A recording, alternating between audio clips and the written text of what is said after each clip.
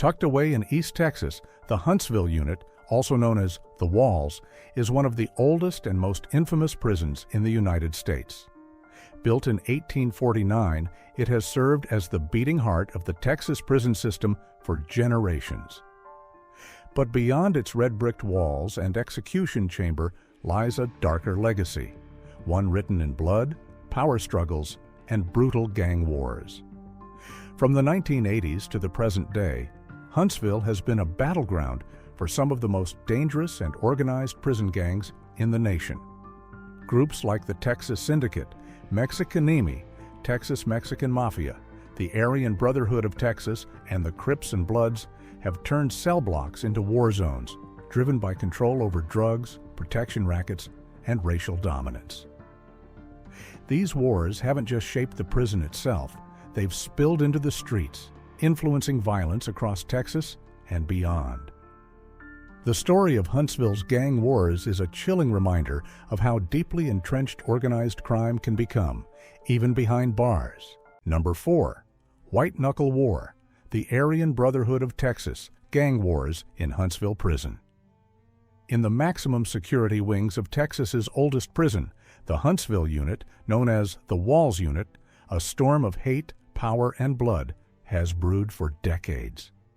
Since the early 1980s, one of the most feared white supremacist prison gangs in the state, the Aryan Brotherhood of Texas, has waged a relentless war, not just against rival gangs, but against anyone who stood in the way of its iron-fisted rule. The prison corridors echo with the history of these violent gang wars that continue to haunt Huntsville to this day. The Aryan Brotherhood of Texas, or ABT, emerged in the early 1980s, born from the ashes of desegregation in the Texas prison system. As racial integration began taking hold in correctional facilities, many white inmates feared a loss of dominance. In response, a group of white supremacist inmates broke off from the California Aryan Brotherhood, establishing their own identity and leadership structure inside Texas prisons. Their founding creed was brutal: loyalty, brotherhood, and white power, enforced through bloodshed. By the mid-1980s, ABT had solidified its presence at the Huntsville Unit, recruiting from incoming white inmates and consolidating control over illicit prison economies, including drugs, extortion, and weapons. But power never comes without conflict. The Aryan Brotherhood of Texas found itself engaged in vicious turf wars from the beginning, sometimes with black prison gangs like the Mandingo Warriors or Black Guerrilla Family, and other times with fellow white gangs like the Aryan Circle, a splinter group that eventually became one of ABT's fiercest rivals. The ABT versus Aryan Circle War, which erupted in 1986 and raged well into the 1990s, was particularly savage. What started as ideological differences and power struggles quickly turned into a campaign of assassination and ambush. Members were murdered in their cells, during work assignments, and even in solitary confinement. A simple misstep, like failing to follow orders or questioning leadership, could result in a green light for execution. Inside the Huntsville Unit, ABT leaders operated with military precision. Orders were passed through coded messages, smuggled notes, or verbally through trusted messengers. Prospects were required to earn their stripes through acts of violence, often ordered to assault or kill members of rival gangs. In return, they received protection, drugs, and a perverse sense of identity and belonging. As the 1990s unfolded, the Aryan Brotherhood of Texas grew increasingly ambitious. Their influence extended beyond prison walls, linking up with outlaw biker gangs, meth traffickers, and white supremacist militias on the outside. From Huntsville, ABT leaders issued orders that would spark murders, robberies, and drug deals across Texas and beyond. In 1999, a major federal investigation into prison gangs revealed the depth of ABT's criminal enterprise. Huntsville became ground zero for monitoring and attempting to disrupt the Brotherhood's control. Despite these efforts, violence surged. The 2000s brought even more bloodshed. As the Texas prison system swelled with younger, more aggressive inmates, ABT's control was constantly challenged. Internal feuds, suspected informants, and power struggles led to several high-profile murders within the organization. Meanwhile, rival gangs like the Texas Syndicate, Mexikanemi, and even new white gangs attempted to carve out their own dominance, sparking yet another round of gang wars. Despite facing constant lockdowns, surveillance, and solitary confinement, the ABT adapted. Leaders began communicating through legal mail, corrupt staff, and even code embedded in religious texts. Inmates smuggled in cell phones and weapons, orchestrating violent acts from deep within the belly of Huntsville's most secure units. But perhaps the most chilling aspect of the Aryan Brotherhood of Texas wasn't just its violence, it was its discipline and structure. Members followed a rigid hierarchy, complete with generals, majors, and sergeants. Disobedience was met with swift and often fatal consequences. It wasn't a gang, it was a paramilitary force fueled by racism, hate, and the unrelenting desire for power. By the 2010s, federal and state crackdowns had landed many of ABT's top leaders in supermax prisons or on death row. Yet the gang continues to operate inside the Walls Unit and across Texas.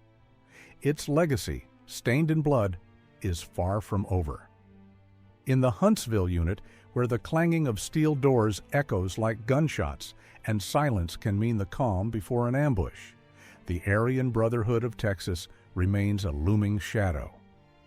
Their wars against others, among themselves, and against the system are not just stories of gang violence. They are a chilling reminder that in the hidden corners of America's prisons, the battle for power never ends. Number 3. Truce Behind Bars, the 1985 peace treaty attempt in Huntsville Prison.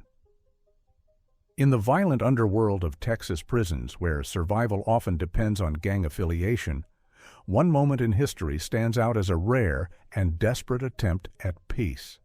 In 1985, inside the notorious Huntsville Unit, known as the Walls Unit, two of the most dangerous prison gangs in Texas history, the Mexican Mafia, Mexikanemi, and the Texas Syndicate, shocked prison officials by proposing an unprecedented peace treaty. The Walls Unit, one of the oldest and most secure prisons in Texas, had become ground zero in a brutal gang war. The Mexikanemi, founded in 1984 at Huntsville by Hispanic inmates seeking to consolidate power, rapidly rose to prominence through violence, intimidation, and control of the drug trade. Their main rival, the Texas Syndicate, an older, well-established Latino gang, was equally ruthless and fiercely territorial. By the mid-1980s, these two factions were locked in a bloody war for dominance. In October of 1985, the violence reached its peak. In just over a week, 7 inmates were murdered, many stabbed to death with homemade shanks. The Texas Department of Corrections was in crisis. The scale and speed of the killings terrified both prison staff and inmates, revealing that the gangs operated with military-like precision and deadly intent. Then, something unexpected happened. High-ranking members of both the Mexican Mafia and the Texas Syndicate approached prison officials with a message. They wanted to end the bloodshed. Leaders from each side claimed they were tired of the constant violence, the lockdowns, and the increased pressure from prison administrators and law enforcement. They proposed a peace treaty, one that would define territories, reduce hostilities, and reestablish order inside the chaos. The hope, at least on paper, was to allow the prison population to function without constant warfare. This was the first time in Texas prison history that rival gangs openly sought a truce. Prison officials, desperate for any relief from the spiraling violence, agreed to hear them out. The proposed terms included restrictions on contract killings, agreed-upon neutral zones, and non-aggression pacts between members. But the idea of peace in a world ruled by revenge and power was fragile at best. Many guards and administrators were skeptical. They understood the nature of prison gangs, alliances built on loyalty and blood. Trust was a luxury that didn't exist in this environment. While the top-tier leaders may have wanted peace, mid- and lower-level members often ignored those orders, continuing to carry out attacks and retaliations. Within weeks of the proposal, the violence flared up again. The truce had collapsed under the weight of old grudges and a deeply entrenched culture of retribution. Peace could not survive in a place where respect was earned through dominance and fear. For many gang members, a ceasefire was seen as a sign of weakness, and weakness in prison was fatal. Despite its failure, the 1985 peace treaty attempt marked a significant moment in the history of Texas prisons. It exposed a complex reality, that even among the most violent and disciplined criminal organizations, there was a desire, however fleeting, for structure, stability, and survival. For a brief moment, the prison's deadliest enemies dared to imagine coexistence. But in a world where loyalty is sealed with blood and betrayal is punished by death, peace was nothing more than a dream behind bars. The Walls Unit would continue to witness decades of gang warfare, with the Mexican Mafia and Texas Syndicate still clashing over territory, drugs, and pride. But the 1985 peace treaty attempt remains a rare and haunting reminder that even in the darkest corners of confinement, there are whispers of another path, one that, in this case, was drowned out by the sound of steel and screams. Number 2. Hell Behind the Walls, the 1974 Huntsville hostage siege. In the sweltering summer of 1974, the Texas prison system faced its most terrifying crisis, a violent standoff that would become the longest prison hostage siege in U.S. history. Inside the infamous Walls Unit in Huntsville, 3 desperate men staged a brazen attempt to escape the inescapable. Their plan was bold, their methods brutal, and the outcome would shake the foundations of the Texas Department of Corrections for decades to come. It all began on July 24, 1974. Fred Gomez Carrasco, a convicted heroin kingpin and former cartel boss from San Antonio, was serving a life sentence for smuggling and attempted murder. But Carrasco wasn't the kind of man who accepted confinement. Alongside 2 armed accomplices, Ignacio Cuevas and Rodolfo Dominguez, he launched a meticulously planned takeover of the Walls Unit's education building, a structure located in the heart of the prison complex. Using firearms smuggled into the prison, including pistols and a sawed-off shotgun, the 3 men stormed the school library, taking 15 hostages, including librarians, teachers, and prison chaplains. The inmates barricaded themselves inside, wiring the room with makeshift booby traps and issuing chilling threats of execution if their demands weren't met. What followed was a 10-day siege that gripped Texas and the nation. The gunmen demanded safe passage out of the prison, asking for bulletproof vests, helmets, and an escape vehicle. In return, they promised to release the hostages unharmed. But the Texas Department of Corrections refused to negotiate with what they considered terrorists. Tension inside the library escalated by the hour. Carrasco, the mastermind, acted as spokesman, controlling the media narrative while issuing threats through prison radios and notes. Meanwhile, hostages were forced to write farewell letters to their families, and several were beaten or used as human shields. Outside, hundreds of law enforcement officers surrounded the prison. Helicopters buzzed overhead, snipers were placed on rooftops, and media crews broadcasted every movement. Families of the hostages waited in agony, hoping for a peaceful resolution that seemed increasingly unlikely. Then, on August 3rd, the siege reached its explosive climax. The 3 inmates, dressed in riot gear and flanked by hostages, attempted to escape through a specially constructed shielded corridor made of chalkboards, books, and rolling blackboards, what they called a Trojan horse.